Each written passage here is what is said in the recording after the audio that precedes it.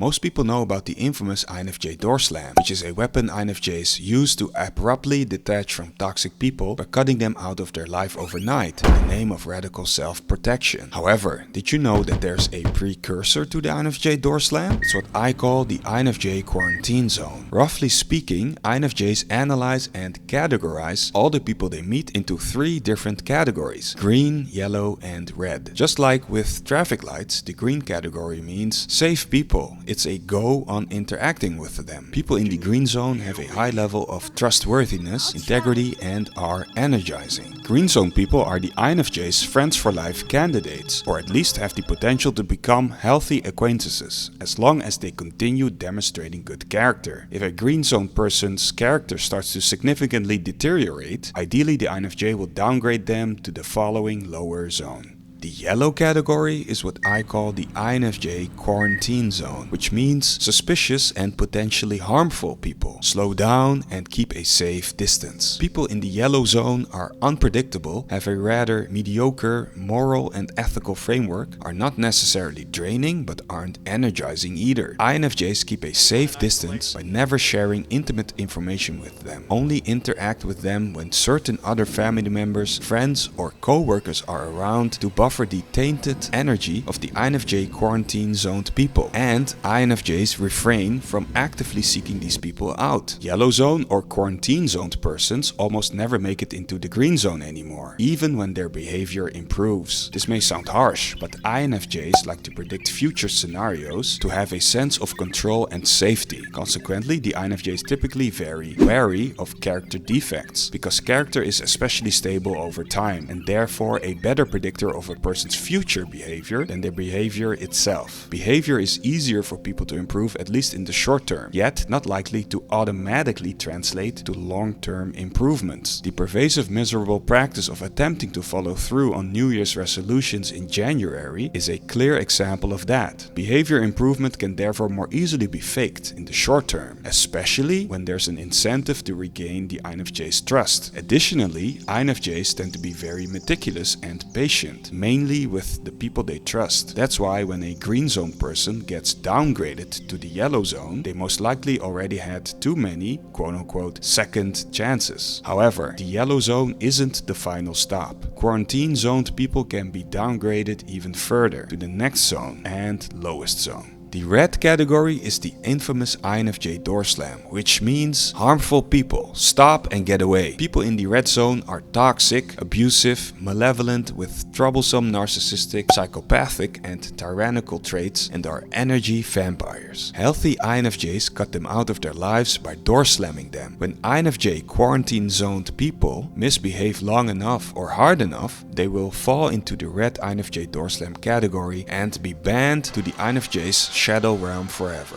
Red zone people stay in the red zone. There's no chance for them to ever meet the criteria of the green zone based on the severity of their character flaws and toxic behavior. Upgrading them to the yellow zone also never happens, even with so-called improved behavior. Because what's the point in that? Risking to let someone who has clearly been dangerously noxious back into the INFJ's life by upgrading them to the quarantine zone, of which its restrictive interaction boundary protocol makes it not even worth it anyway, would be extremely unwise, especially considering the unspeakable and unforgivable heinous acts perpetrated by these people who deserved to be in the red zone. Often, INFJ door slams aren't even necessary because the door was never opened in the first place, due to someone's ominous character traits and behavior patterns the INFJ picked up on early.